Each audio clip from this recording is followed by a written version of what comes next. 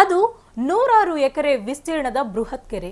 ಈ ಕೆರೆಯನ್ನೇ ನೆಚ್ಚಿಕೊಂಡು ಸಾಕಷ್ಟು ಜನ ರೈತರು ಉಳುಮೆ ಮಾಡಿಕೊಂಡು ಬರುತ್ತಿದ್ದರು. ಆದರೆ ಭೀಕರ ಬರದಿಂದಾಗಿ ಕೆರೆ ಸಂಪೂರ್ಣವಾಗಿ ಒಣಗಿ ಕ್ರಿಕೆಟ್ ಮೈದಾನದಂತೆ ಕಾಣುತ್ತಿದ್ದು ಬೆಳೆ ಉಳಿಸಿಕೊಳ್ಳೋದು ಹೇಗೆ ಎಂಬ ಆತಂಕ ರೈತರನ್ನ ಕಾಡುತ್ತಿದೆ. ಹಾಗಿದ್ರೆ ಯಾವುದು ಆ ಕೆರೆ ಅಂತೀರಾ? ಇಲ್ಲಿದೆ ನೋಡಿ. ನೀರಿಲ್ಲದೆ ಒಣಗಿ ಕ್ರಿಕೆಟ್ ಮೈದಾನದಂತಾದ ಕೆರೆ.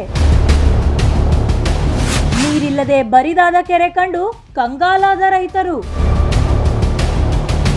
ಇದೇ ಮೊದಲ ಬಾರಿಗೆ ನೀರಿಲ್ಲದೆ ಒಣಗಿದ ಹದಡಿ ಕೆರೆ.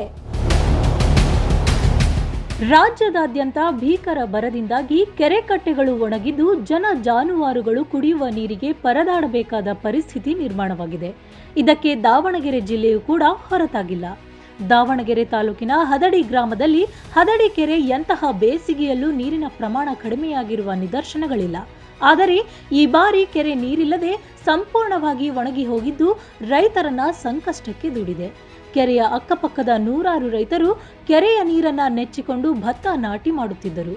ಆದರೆ ಈ ಬಾರಿ ಕೆರೆಯಲ್ಲಿ ನೀರಿಲ್ಲದೆ ರೈತರು ನಾಟಿ ಮಾಡದೆ ಹೊಲಗಳನ್ನ ಬೀಡು ಬಿಟ್ಟಿದ್ದು ಇದೇ ಪರಿಸ್ಥಿತಿ ಮುಂದುವರೆದರೆ ರೈತರ ಪಾಡೇನು ಎಂಬ ಪ್ರಶ್ನೆ ಮೂಡುವಂತೆ ಮಾಡಿದೆ.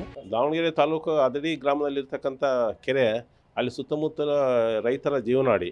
ಅದು ನೂರಾರು ಎಕರೆಗೆ ನೀರು ಉಣಿಸ್ತಕ್ಕಂಥ ಒಂದು ಕೆರೆ. ಈಗ ಬರ್ತಾ ಏನಾಗ್ತಿದೆ, ಕೆರೆಯಲ್ಲಿ ಹೂಳು ಜಾಸ್ತಿ ಆಗಿದೆ. ಬೇಸಿಗೆಯಲ್ಲಿ ಸಂಪೂರ್ಣವಾಗಿ ಒಣಗಿತ್ತು, ಮಳೆನೂ ಇರಲಿಲ್ಲ, ಭದ್ರಾ ನೀರು ಕೂಡ ಇರಲಿಲ್ಲ.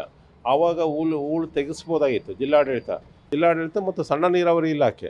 ಏನು ಕೆರೆಯನ್ನು ಅಭಿವೃದ್ಧಿಪಡಿಸ್ತಕ್ಕಂಥ ಜವಾಬ್ದಾರಿ ಇರ್ತಕ್ಕಂಥದ್ದು ಸಣ್ಣ ನೀರಾವರಿ ಇಲಾಖೆ, ಅದ್ರ ಕಡೆ ಗಮನ ಕೊಟ್ಟಿಲ್ಲ. ಹಂಗಾಗಿ ಸುತ್ತಮುತ್ತಲು ಇರ್ತಕ್ಕಂಥ ನೀರಿನ ಸಂಗ್ರಹ ದಿನ ಕಡಿಮೆ ಆಗ್ತಾಯಿದೆ. ಸುತ್ತಮುತ್ತ ಪ್ರದೇಶಕ್ಕೆ ನೀರು ಕೊಡ್ತಕ್ಕಂಥ ಕೆಲಸ ಆಗ್ತಾ ಇಲ್ಲ. ನೀರಿದ್ದರೆ ತಾನೇ ಕೊಡೋದು. ಸಂಗ್ರಹ ಯಾವಾಗ ಕಡಿಮೆ ಆಗ್ತದೋ ಅಲ್ಲಿ ನೀರಾವರಿನೂ ಕೂಡ ಕಡಿಮೆ ಆಗ್ತದೆ. ಆ ದೃಷ್ಟಿಯಿಂದ ತಕ್ಷಣವೇ ಜಿಲ್ಲಾಡಳಿತ ಮತ್ತು ಸಣ್ಣ ನೀರಾವರಿ ಇಲಾಖೆ ಹೂಳು ತೆಗೆಸ್ತಕ್ಕಂಥ ಕೆಲಸ ಮಾಡಬೇಕು. ನೀರು ಹೆಚ್ಚು ಸಂಗ್ರಹವಾಗೋ ರೀತಿಯಲ್ಲಿ ನಿಟ್ಟಿನಲ್ಲಿ ಕೆಲಸ ಮಾಡಬೇಕು ಅಂತ ನಾವು ಒತ್ತಾಯವನ್ನು ಮಾಡ್ತೇವೆ.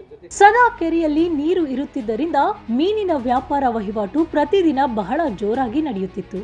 ಆದರೆ ಈಗ ಕೆರೆ ಒಣಗಿದ್ದು ಮೀನುಗಾರಿಕೆ ಮಾಡುತ್ತಿದ್ದವರು ಕೆಲಸವಿಲ್ಲದೆ ನಿರುದ್ಯೋಗಿಗಳಾಗಿದ್ದಾರೆ.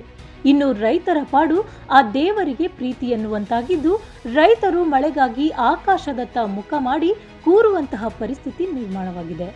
ಈಗ ಮೀನುಗಾರಿಕೆಯಲ್ಲಿ ಸುತ್ತಮುತ್ತಲೂ ಕೂಡ ಕೆರೆ ಏರಿ ಮೇಲೆ ಸುಮಾರು 3-4 ಅಂಗಡಿಗಳು ನೋಡ್ತೇವೆ. ಫಿಶ್ ಅಲ್ಲಿ ನೀರು ಹೆಚ್ಚು ಸಂಗ್ರಹ ಇದ್ದಾಗ ಮೀನಿನ ಮರಿನ ಬಿಡ್ತಾರೆ. ಆವಾಗ ಮತ್ಸ್ಯ ಉದ್ಯಮ ಕೂಡ ಹೆಚ್ಚಾಗುತ್ತೆ. ಮತ್ಸ್ಯ ಉದ್ಯಮವನ್ನು ನಂಬಿಕೆಂದಿರ್ತಕ್ಕಂಥ ಕುಟುಂಬಗಳು ಕೂಡ ನೂರಾರು ಅದಾವೆ. ಅವರಿಗೂ ಕೂಡ ಮೀನು ಕೃಷಿಗೆ ಅನುಕೂಲ ಆಗ್ತದೆ ಅನ್ನೋ ಒಂದು ಮಾತನ್ನು ಈ ಸಂದರ್ಭದಲ್ಲಿ ಹೇಳ್ತೀನಿ. ಕೆರೆ ಒಣಗಿರುವುದಲ್ಲದೆ ಕೆರೆಯಲ್ಲಿ ಹೂಳು ತುಂಬಿ ಅನುಪಯುಕ್ತ ಗಿಡ ಬಳ್ಳಿಗಳು ಬೆಳೆದಿದ್ದು ಸಂಬಂಧಪಟ್ಟ ಇಲಾಖೆಯವರು ಕೆರೆಯ ಹೂಳು ತೆಗೆಸಿದ್ದೇ ಆದರೆ ಮುಂದಿನ ದಿನಗಳಲ್ಲಿ ನೀರಿನ ಸಂಗ್ರಹ ಪ್ರಮಾಣ ಹೆಚ್ಚಾಗಲಿದೆ.